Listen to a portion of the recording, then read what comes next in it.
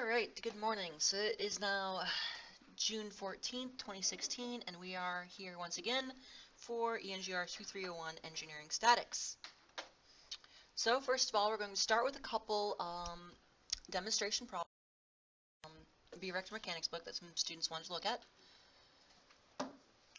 And that's what we'll do.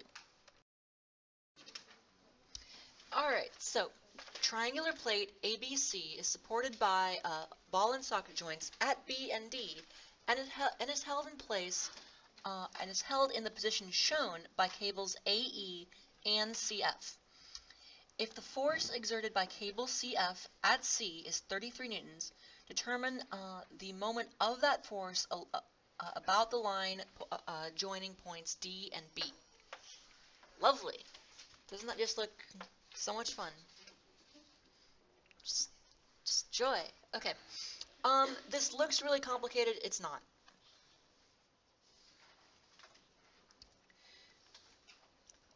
What you need to do is to start thinking of this in terms of moments. Namely, let's look at this. So we have a, let me label things here. First, let me draw my force vector. So we want the force vector in cable CF, which is going to be along this line here. So the force is going to have this kind of vector here. This is going to be our force vector. Then we're going to have, we're interested in the line joining parts D and B, D to B. So in other words, our axis is going to be from D to B.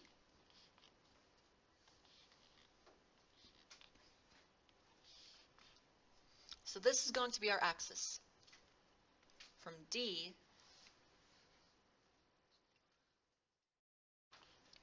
to B.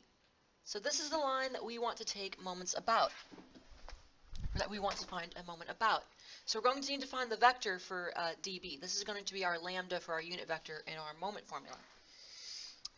So, and then we're going to need an R, and then so maybe I'll put a little rotation symbol here to show that this is where we're getting the moment about here. And then our R is going to be from any point along the line of action of force CF to any point along the line of action, or along the axis that we're looking at. So for simplicity, I think I'm going to use the vector from D to C, from C to D here. Any questions on that? Yes? Yes, you can use any point along the line of action of the force to any point along the line of action of the, any point along the axis. So yes, any point along the line of action, any point along the, I actually lied to you, sorry about that. If I do this, I'm going to get the wrong answer. Do you know why? The force is going in the correct direction. The force is going the correct direction. The issue is that my R, my radius there, or my radius vector you might call it, needs to go from the axis to the line of action of the force. So R needs to go from the axis to the line of action of the force. So this is going to be my R here. So we'll need to find each of those vectors. Color blue, and I'm going to call this here lambda. That's going to be our lambda. Again, the formula we are going to use for this from yesterday is the moment about an axis.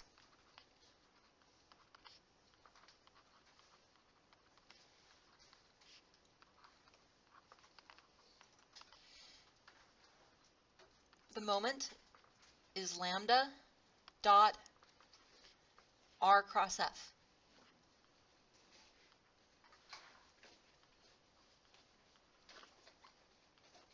However, in particular, we need to pay very close attention to which lambda, etc. that we're considering, because we're actually going to have to calculate a lambda for the force vector. The force vector has will obviously have a line of action, And that line of action will have a unit vector, and we'll need to calculate that. So, but that's not the lambda we want. The lambda we want is the unit vector of the axis. So, lambda uv of axis r is vector, not the unit vector, but the vector from axis to force, or what I should really say, any point along the axis to any point along the force's line of action. And F is the full force vector.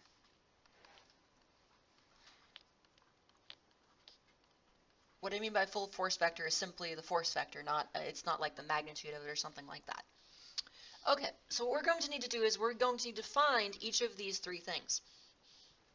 So let's see. To do this, we're going to need the coordinates of a few points. So let's see here. Let me just check something really quick. Yes, we're good. Okay. So we're going to need to find a few vectors, and we'll do that.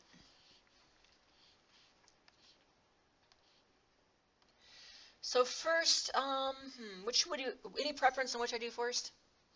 Force vector. Get the force vector first? Yeah. Okay, I'll get the force vector first.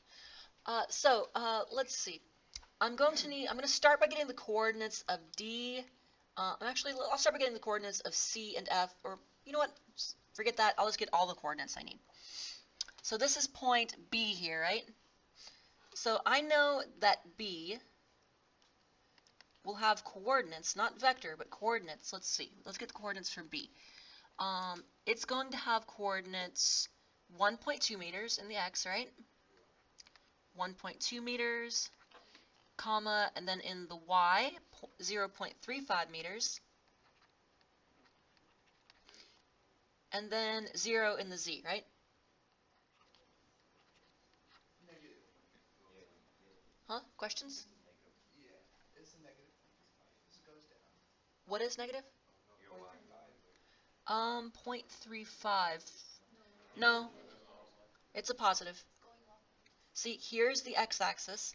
This thing is above the x-axis. Oh, that's point B. Okay. Yeah, I'm just getting the coordinates first, and then I'm going to get the vectors by subtracting. Okay.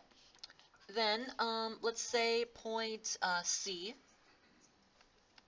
C is going to have coordinates, well, that looks like 0 meters in the x, right? 0 meters, comma, let's say 0.9 meters, comma, negative 0.4 meters. Then D is going to have coordinates, that looks like 0 as well in the x, 0 meters, comma, 0.7 meters, right? 0.7 meters, comma, 0.2 meters, I believe. Wait, actually, oh, that's for A, sorry. So that's going to be 0, right? It's going to be, yeah, 0. Sorry about that. Yeah, D is at x and z, 0. It only has a y coordinate, yes. Okay, now we will also need the coordinate for point F. Questions on coordinates so far? Okay. Again, we haven't found any vectors yet, we're just getting coordinates. So this is going to be in the x, 0.6 meters. We will need F, the question was why do we need F? We need F, point F, to find the force vector for this force here that goes from C to F. 0.6 meters, comma, 0 meters in the y, comma, negative 0.6 meters in the z. In the z there. Okay, so we have all of our points.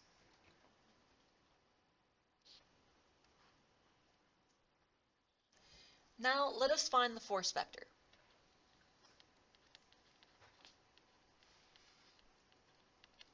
the force vector here, well, it's going to be F is going to be equal to 33 newtons times lambda CF. Now, again, as I said before, this is where it's important to be very mindful of which lambda we're talking about. This lambda is the lambda, the unit vector of the force vector. See, from here to here. The unit vector of the force vector's line of action. This lambda here is the unit vector of the axis that we're rotating about. So we have two different unit vectors here. We have the unit vector that we'll use to find the force vector, and then we have the unit vector that is of the axis. So we need to find lambda CF, and let's see. So let's just find, you know what, I'm going to get CF first, the full vector. So that's going to be, let's see, that's just going to be the coordinates of F minus the coordinates of C. So that's going to be 0.6 meters, comma, negative 0.9 meters, negative 0.9 meters, comma, let's see, that looks like negative 0.2 meters. And therefore, lambda CF is going to be equal to 0.6 meters, comma, negative 0.9 meters, comma, negative 0.2 meters, all of that divided by the Pythagorean. I know Pythagorean isn't really a proper term, but oh well. 0.6 squared plus 0.9 squared plus 0.2 squared. And that comes to, let's see, 0.6, comma, negative 0.9, comma, negative 0.2, 0.6, negative 0.9, negative 0.2, and divided by the square root of 0.6 squared plus 0.9 squared. Let me make that look more like a 9 instead of trash. Oh. 0.9 squared. 0.9 squared plus 0.2 squared. And I get a vector of a lambda here. Actually, let me, yeah, that'll work. Of 0.545, comma, negative 0.818, comma, negative 0.181. Or actually, maybe 182. Okay, we're definitely going to need another slide for this. So let me just finish. Let me just come back up here, get the force vector. Simply multiplying this by 33 newtons. It's going to be, it comes to a nice even number, 18 newtons in the x direction, negative 27 newtons in the y direction, and negative 6 newtons in the z direction. All right, questions so far? For your lambda, does it always have to be going towards the r? Does the lambda, the question was, does the lambda always have to be going towards the r? The lambda needs, you should design it so that it's meeting up with the head to tail, yes. Yeah. So the head of this one meets the tail of this one, yes. Inherently, lambda is unitless, right? Yes, lambda is indeed unitless, yes. And the way that actually works out, I was a bit sloppy with my units as I often am, but if I put meters here and squared it, I would end up with meters squared inside the root. You take the root of that, you end up with meters. You divide meters by meters, you end up with a unitless quantity. Yes, unit vectors, by definition, are always unitless. Okay, so we have our force vector. Okay, so now, you know what, I'm going to try to squeeze as much as I can on here. Let's get R, which is going to be our R here. R is going to be equal to RCD. You know what, for consistency, let me call this, oh, thank you, DC, yes, it should be DC, not CD. Or C slash Yeah, you can call it different things. The book doesn't allow it. Well, the book does a lot of things I don't like. So actually, you know what, for consistency, maybe I'll start calling this like RCF or something like that, just to make it clear that's a full non-unit vector. Okay, so anyway, the R here is just going to be the coordinates minus each other, the coordinates of D minus the coordinates of C minus the coordinates of D, final minus initial. So we're going to have 0 newtons, or 0 meters, comma, negative 0 point, actually, sorry, let's do that, 0.2, positive 0.2 meters, comma, negative 0.4 meters.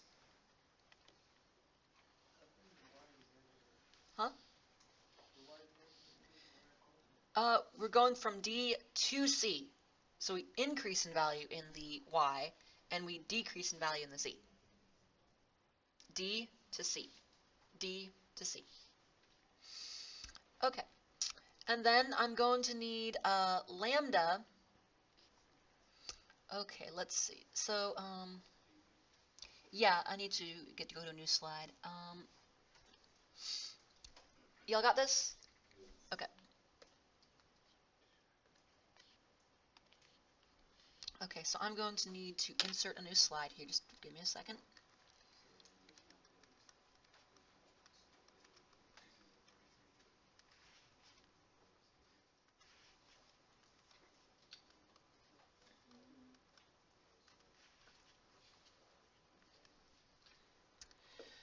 Okay, so let's pose some of these quantities.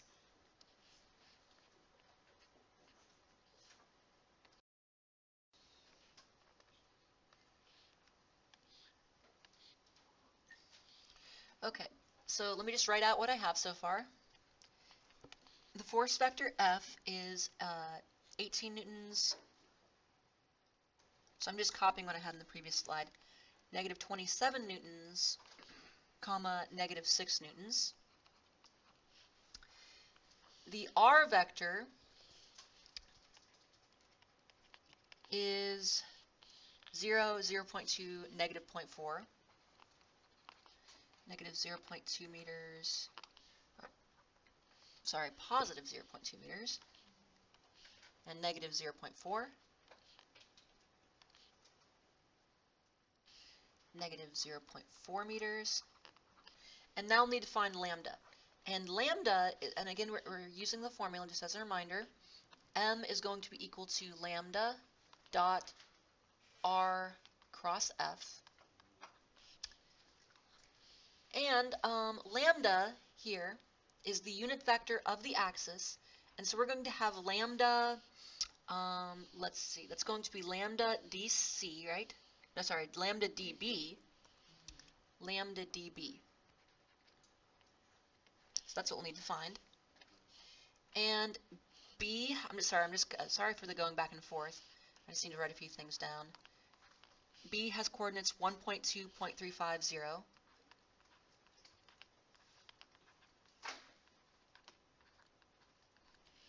And D has coordinates 0.70.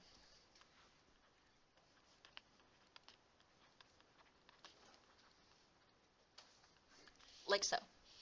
Okay, that should be all I need to go dancing back and forth for. dB now is just going to be, actually let me first get the actual full vector from D to B. So let me call that RdB. And this is going to be just the coordinates of B minus the coordinates of D. So that would be coordinates of B minus the coordinates of D. So 1.2 meters, comma, let's see, negative 0.35 meters,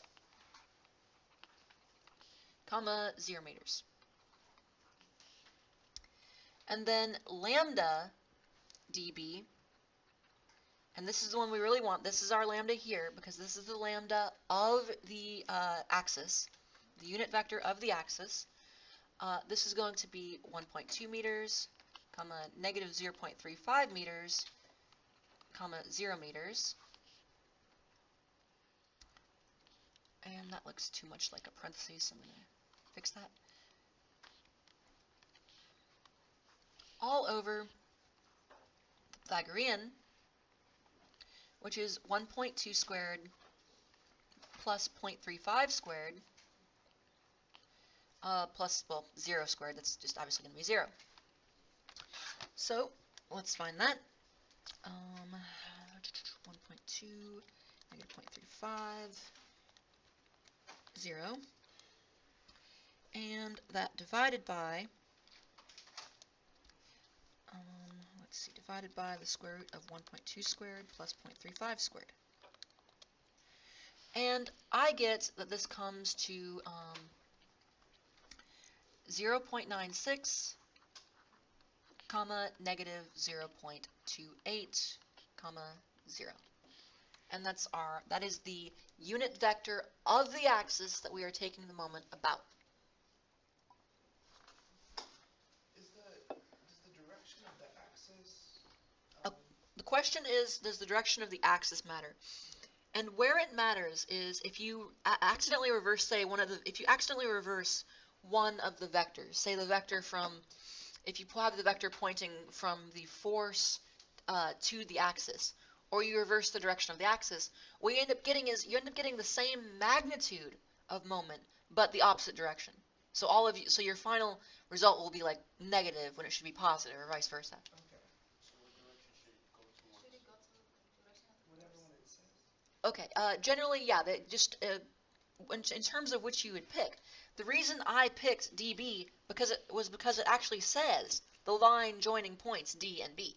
That's why I chose that direction. I was just going off of the prompt. That's Usually when something's mounted to the floor, usually in most of the problems the force had been directed up, and you directed the force down. I would have started the problem immediately incorrectly. all. Okay. So I don't know how are you supposed to look at that? Because I saw that this is exerted by. The question was, how did I know which direction the force was going? And I thought it would go in this direction because it says cable exerted by CF at C. CF is a cable. It's clearly going to be in tension, so it's going to apply a force in this direction, at point C. So if things are, in other words, you can't push a rope. You obviously cannot push a rope. So if something is in tension, if something is a cable, you automatically know which direction it's going to be going. All right. There we go. And now it's just a matter of putting all this nonsense together. So let's first get R cross F, which would actually be the moment vector. So actually, let me call it that. The moment vector, not the scalar moment, is just the R cross F,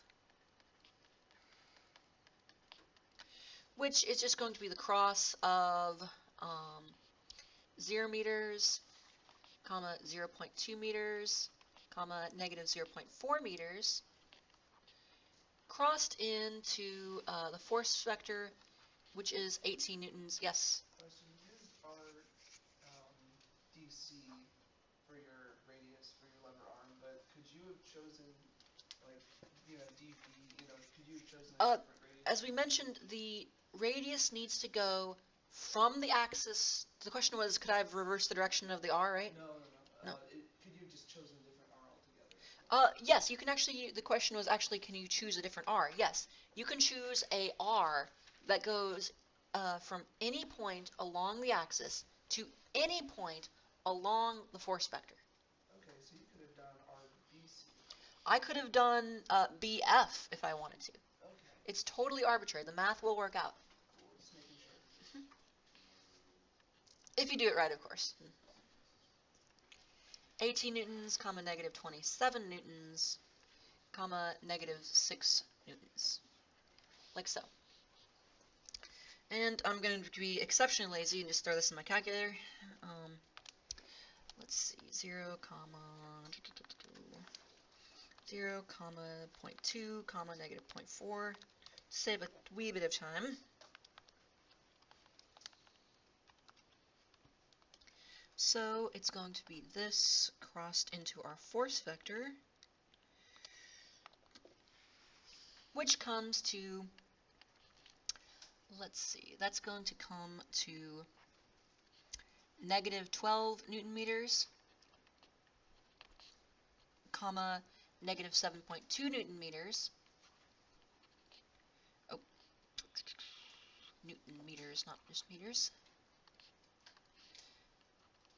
Newton meters, comma, negative 3.6 Newton meters. Like so. So that is our overall moment vector. So that's what we have currently. But now what we want to do is we want to find only the component of that moment that is along the line of action, sorry, not along line of action. We want to find only the component of that moment that is along the chosen axis. So, and that is what the dot product is for. So we already have, basically what we have here is like, we have, I don't want to draw that horizontally.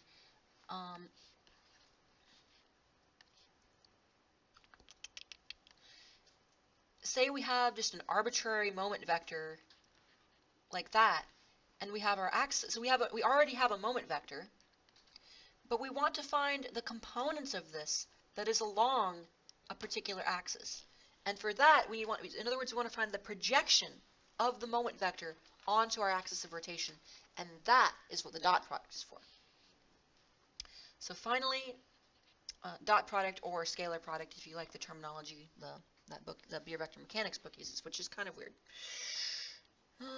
Let's see, etc. So now we just say this is going to be our lambda dotted into our moment vector. So 0.96, comma, negative 0.28, comma, 0, dotted into negative 12, comma, negative 7.2, comma, negative 3.6. And this, I'm going to be lazy again. Let's see, get the dot product of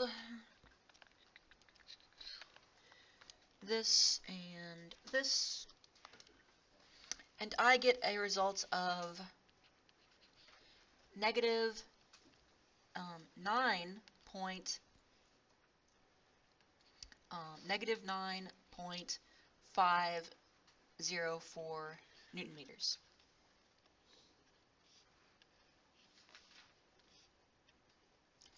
So what this tells me, though, notice that I got this negative. What this tells me is that the vector of the axis went from D to B here. So what that's actually telling me is that the moment is saying it's going the other direction. So in other words, if you consider the right-hand rule, let's see, so this thing will actually be sort of curling around this direction, like that. Curling around like that, won't it? Yeah. Okay, and that's how you handle that problem. Questions? Okay. All right, moving along. Okay. This one, let's see.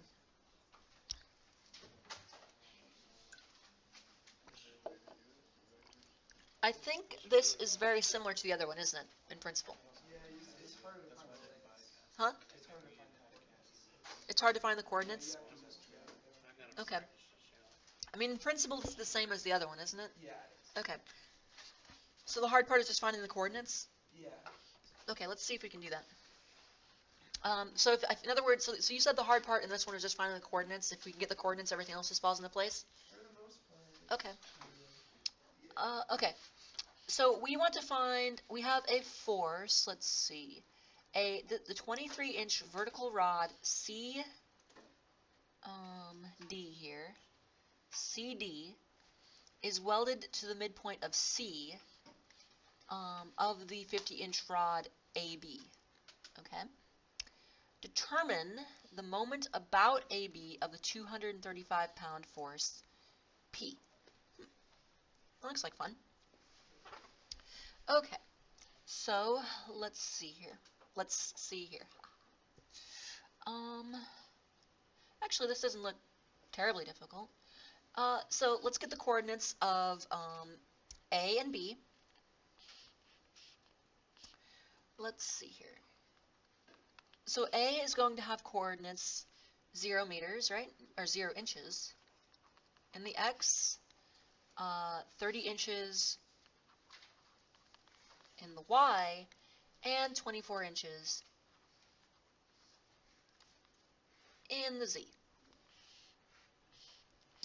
B is going to have coordinates. That looks like, okay, let's see. That looks like a fun one. Yes, thank you, 32 inches. Yes, I was looking down here for it, like that doesn't look right. But yes, 32 inches, good, good. 32 inches in the X, 0 in the Y, and 0 in the Z. Questions? Let me double check that. 32 in the X, 0 in the Y, 0 in the Z. A, 0 in the X, yep. 30 in the Y, and 24 in the Z. Okay, we're good there. Now, let's see. It might at first seem that C is kind of hard to get, but is it really? Not really. C is the midpoint of lines A and B, so therefore its coordinates must be 16 inches, comma 15 inches, comma 12 inches, right? Averaging each of the coordinates. Oh, yeah. C is the midpoint of rod AB. Oh, C, yeah. So point C here is the midpoint of this rod, therefore it has to have the average coordinates. It's a midpoint formula. Just a simple midpoint formula from geometry or from even algebra. Although usually in algebra you don't deal with three-dimensional things. Now, let's see. D is this point here. And D has coordinates of, well, it's a 23-inch vertical rod. So therefore, all we have to do is say, oh, 16 inches, comma, oh, that looks like 38 inches, right? Comma 12 inches. In other words, all I did was add 23 inches in the y direction to the coordinates of point C. And let's see, I think at some point we'll need to define I think the only other point you would need for this would be G, correct? You don't even need G. Do you not need G? Because you're going to need the force vector for P, right? Oh, yeah, you do need G, sorry. So we would need G. And G is going to have coordinates of, so that's going to look like, let's see, that looks like 37 inches in the X, comma, 30 inch, actually in the Y it's 0, 0 inches in the Y, and 30 inches in the Z. 30 inches in the Z. Questions on finding those coordinates? Why did we need G again? Okay. Again, we want to find the question was, why did we need G again? Well, we wanted to find the moment about AB produced by force P. And P, we can see, acts along the line of action from D to G, does it not? Yeah. So, in fact, let me just, I won't necessarily work all the way through this, but I will sort of set it up and you can work through it from there. So, you're saying those dotted lines, those are lines of action? yes, in this case, this dotted line looks clearly to me like a line of action. So the moment is going to be, again, our general formula is lambda, no, not dot, not cross, dot, dot r cross f. Now let's talk about how to find the force vector. Again, I'm not going to work all the way through this, but I'm just going to sort of set it up. The force vector is going to be 235 pounds. That's the magnitude of force P. Times, let's see, that's going to be the lambda from D to G.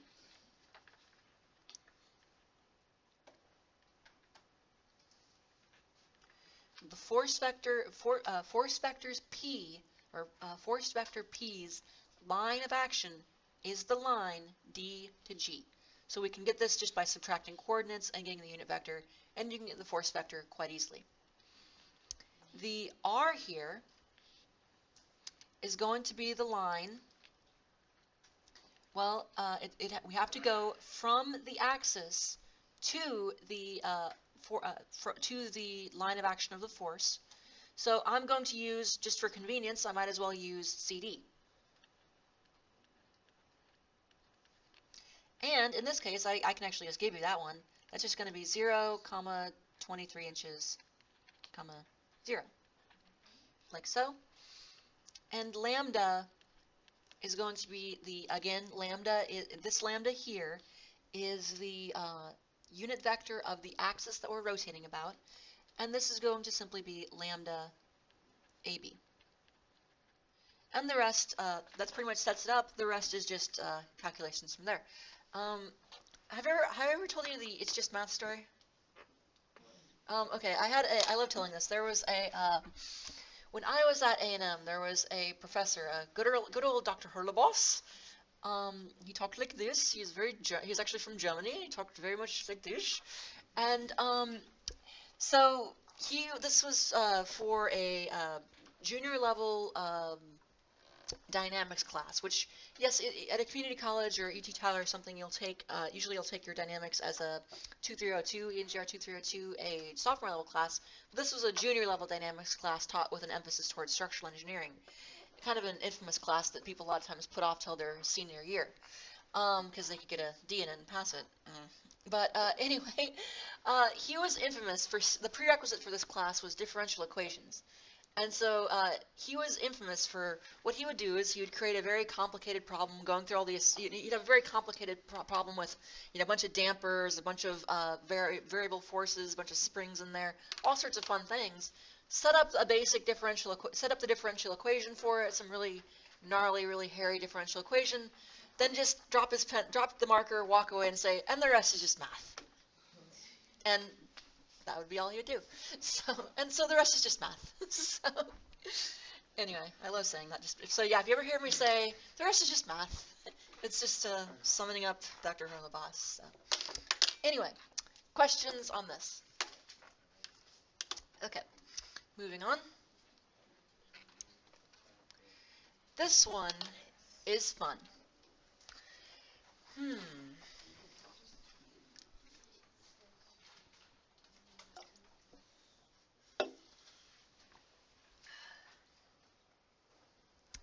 Two forces, F1 and F2, in space have the same magnitude, F.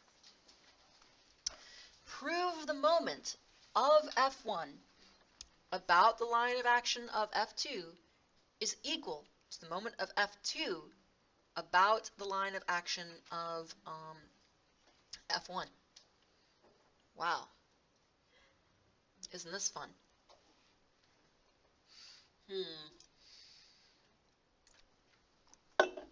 It's just math.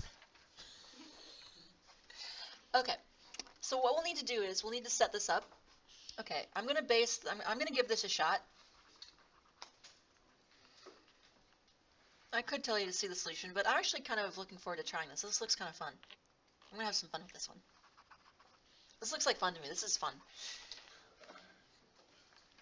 So let's say that M is equal to, I haven't tried this before, but this could be fun,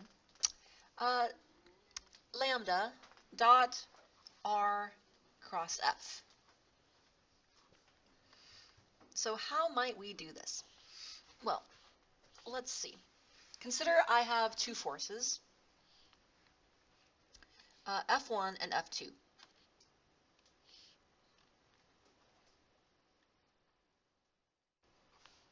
F1 and some other force, F2, right? F1 and F2.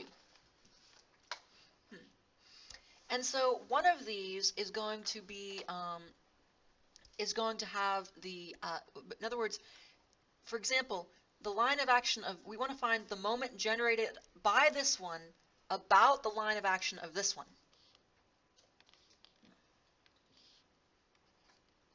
So let me define some unit vectors. So let's say I have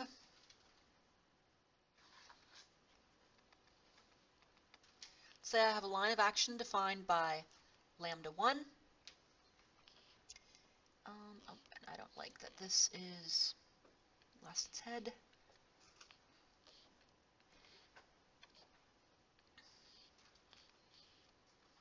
Not the same color. And I have a unit vector I have this thing's line of action can be defined by lambda 2, right? Okay, and then, so I'm going to need to look at this. So let's consider this.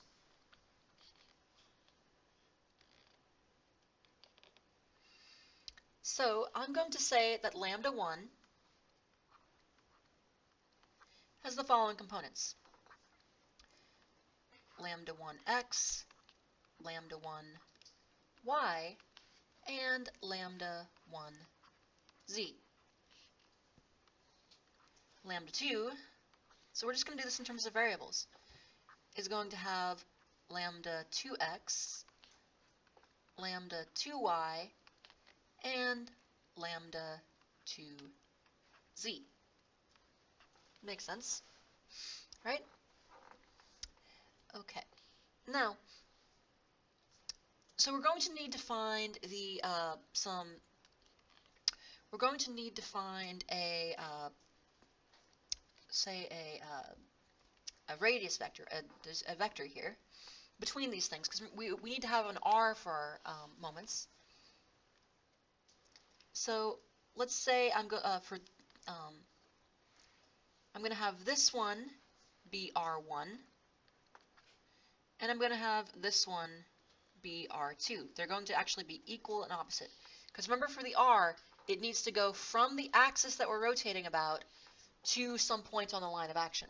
So that's why I'm saying r1 is going from force 2 to force 1, because that'll be appropriate. Okay, and so then let's say that r1 has components r1x, r2x, and r3x, and therefore r2, because they have to be equal and opposite, r2 is going to have components negative r1x, oh my goodness, I'm an idiot. Let me derp. R1y, R1z. So these are components. Yes? You just did that for simplicity, right? It doesn't have to be that way. Doesn't have to be. It's any 2 points, right? Yeah, but that would be simplicity. Yes. I suppose I could pick any 2 points, but I think it would make sense. I think you have to pretty much make them equal and opposite. I don't see how this is going to cancel out otherwise. Okay. So negative R1y and negative R1z. I'm specifically making them equal and opposite. Okay.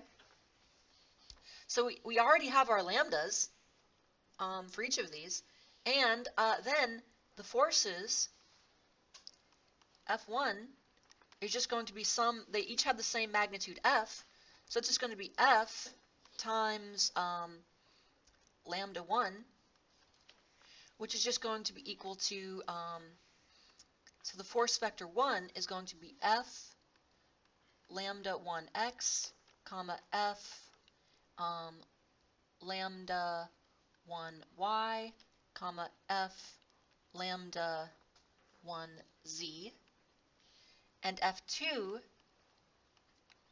is, by the same logic, will be equal to the vector F lambda 2x, comma F lambda 2y, comma F lambda Z. And the rest is just math. It really is. I mean, we have literally all you do is, I don't know if we have time to work all the way through this, but literally all you would do once you have these components here is you would say that once you have all this stuff defined, all you'll do is you just say, okay, our M1 is going to be lambda 1, just the exact ones we have defined here. Lambda 1 dotted into R1 cross F1. Actually, no, sorry about that. We'd have to use lambda 2. Because again, that's the line, that is the line of the axis that we're rotating about, and force 1 is generating a moment about the line of action of force 2. And this is F1 here. That looks terrible. Let me fix that. Pardon the chicken scratch. So that's going to be F1. And then M2 is going to be equal to lambda 1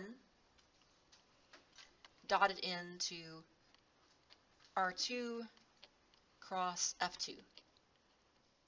And so what you need to do is, you have all these variables, you would then need to just work through the whole dot product and cross product, and if we set this up right, at the end of all that, you would get the same expressions for both of them. So you're not going to end up with an actual number, you're just going to end up with something, something, these coordinates. Yes? Wouldn't the force of 1 about the line of action of the unit vector 2 give you the moment around 2? The force of 1 about the unit vector of 2 give you the unit vector about 2? I don't know if that makes sense. Give you the moment about 2? Okay, so you have the radius going from the first line of action to the second. Uh-huh. Shouldn't that be cross the force of the second going about the line of action of the first? No, again, for M1, we're looking for the moment for force 1. We're trying to find the moment generated by force 1 about this axis here. So that's why we have this lambda here, and the R always goes from the axis that we're rotating about to the force's line of action. Okay. All right. Other questions? Yes. Would it be fine to say that because they're opposite sense and they're the same magnitude, that the sum of their moments will be equal to 0? The question was, can we just hand wave it away and say, oh, we have the same moment, the same force, and opposite sense? Can we just say what the sum of the moments are equal to 0? No, definitely not. We don't know that they're the opposite sense. These are just two arbitrary. Forces. They can be any two arbitrary forces. Wouldn't this also, could we do this a different way, where we define each of the forces in terms of their vectors over the magnitudes, and then use the cross product property where the angle between them times the magnitudes?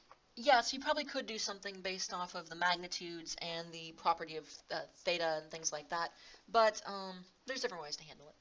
So, like with any proof, there's more than one way to do it. Okay, other questions on anything we've gone over so far? All right, so let's see. I know I like saying all right a lot. Let's see. So today we're going to finish up Chapter 3 in the Beer Vector Mechanics book. We're going up through basically couples. And couples are the last major component I want to go over here. So we're going to talk about couples and breaking a force down into a couple force system, or a force couple system. So first, let us talk about what a couple is. So a couple.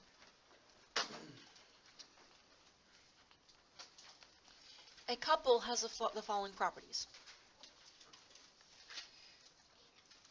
You're going to have two forces separated by a distance.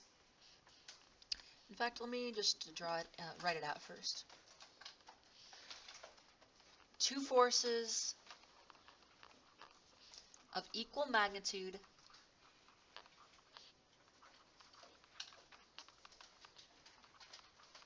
and opposite sense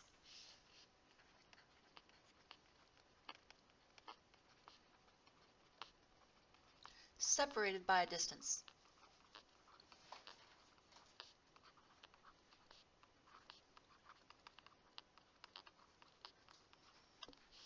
So, in other words,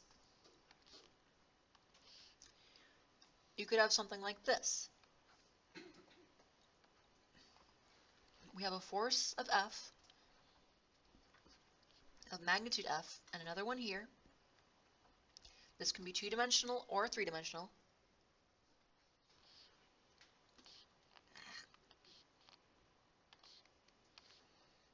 And they are separated by a certain distance, d.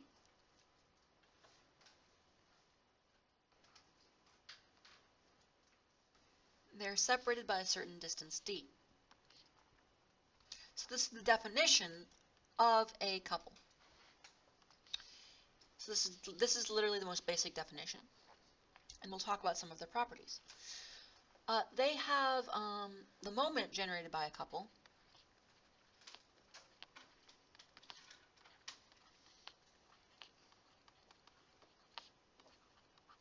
And this is the perpendicular distance, the minimum distance between the forces, by a couple is simply m equals fd, f times d. Simple as that. Like so. Or, if you have them set up like this, another way to express this, which I'll crudely copy from the book. Like when you change a tire iron, or when you're changing a tire. When you're changing a tire. Force in this direction and put force in the other direction. They both. Yeah, sort of like it's sort of like a tire iron with a pair of forces. Yes, that makes sense. Yes, I got that. Okay, so let's do this. Another way to think of this is another expression. Yes. Moment about what? That is the question was the moment about what? And this is actually very special. There's a reason I didn't say the moment about any point. This is actually location independent. And we'll see that. This is actually location independent. So that's the coolest property of couples. So if you have the force here, another way to express this is if you have the force here and the force here, if you have, let's see, let me draw this as acting from this point. If you instead you have a non-perpendicular distance, or non-perpendicular vector, r, and this is a theta between r and f here, you can also say m equals r cross f. That's always true. Or we could say m equals rf sine theta. But the most common representation we usually see is just f times d, where d is the perpendicular distance between the two lines of action. And the lines of action are going to be equal and opposite.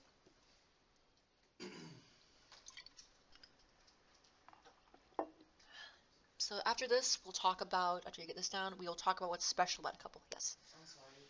The reason it's just FD is because sine of 90 is 1, right? Okay. Yes. Okay. Other questions? Okay. Again, we're just going over the theory here. Can I move on? Okay. So what is, maybe I'll say here, couple properties. So I'm going to draw my potato again. In other words, an arbitrary object.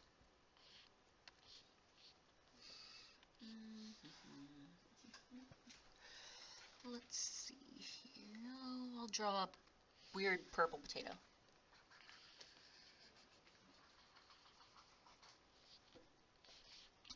So, say I have a couple on here, and I separate them. I have a pair of forces here in the same, basically equal and opposite lines of action. separated by a distance. Separated by distance d.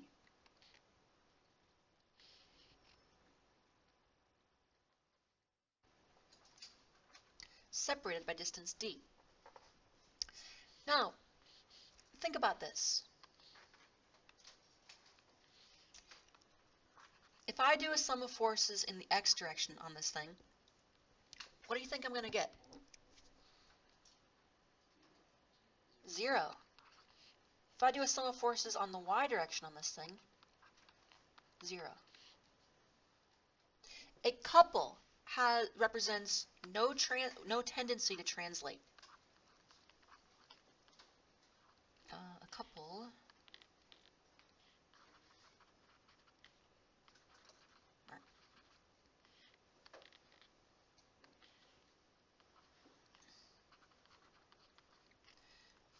does not translate an object, does not cause translation.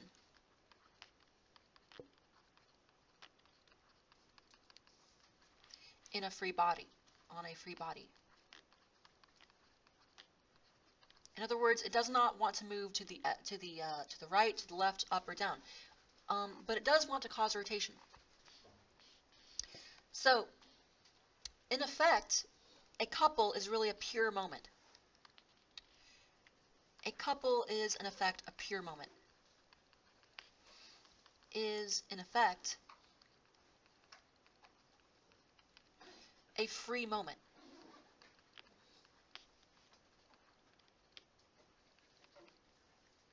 A free moment.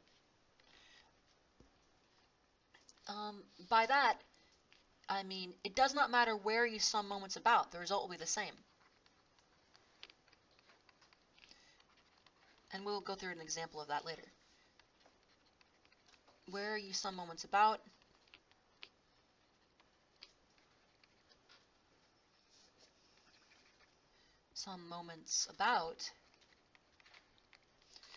the result will be the same.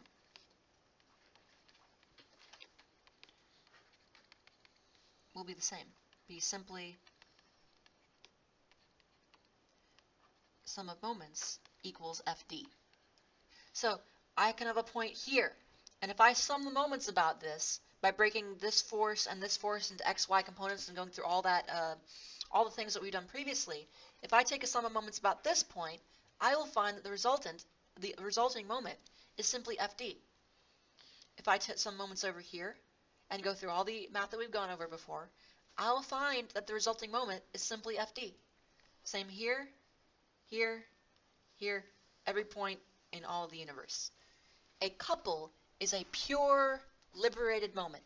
It doesn't matter where you sum moments about, it will because it has no net translation force, it does not have, the moment does not vary. It is simply a pure, free moment.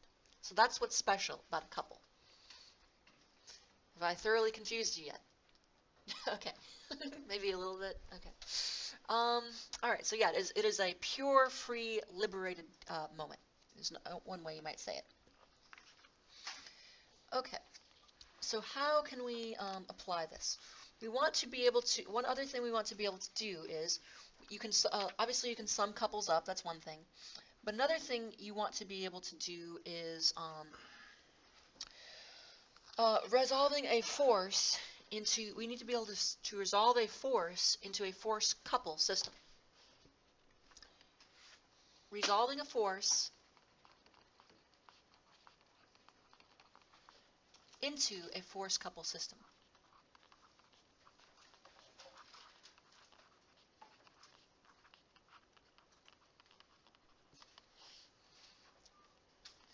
This allows us to effectively move forces around if it's convenient. So let me draw another potato. Now I wish I had brown on here, but I guess on this palette I don't have a nice brown, but oh well. So I will draw an orange potato. That's fairly close to brown. So let's see here. Let us say I have a force F force acts here, but let's say I want to move the force. Can I find an equivalent force system at, say, point... well, let's call this point A. Maybe this point is point B, or maybe this point is point C.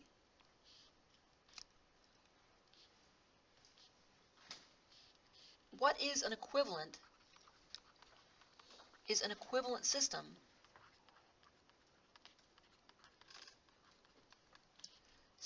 at B to the force at A?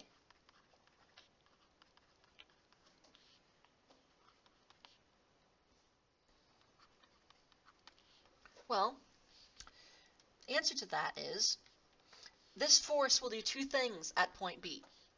One, it will produce a moment about B, right? And it will also have a force at point B. So in other words, if I want to go and drag this force to point B, I can't just drag it there without affecting the overall behavior of the object. But what I can do instead is I can replace that with a force and a couple. Here, with a force and a couple. So in other words, at B,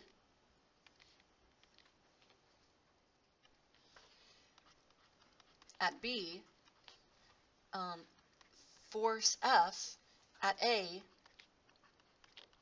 is equivalent to a vector F plus the moment, but the moment at B is simply going to be equal to RBA cross F. So we'd find the moment produced by this force and at B, and that's going to be our couple. So we have a couple MB and the force there as well. And that's essentially how you handle it. And we could do the same thing for point C. So we will look at a few examples of that when we come back, but that's the general idea. We can move a force anywhere we wish as long as we add a couple to balance things out. Questions on that theory? The magnitude of the two forces is the same. Yes, the magnitude of the two forces is the same. Yes. Okay.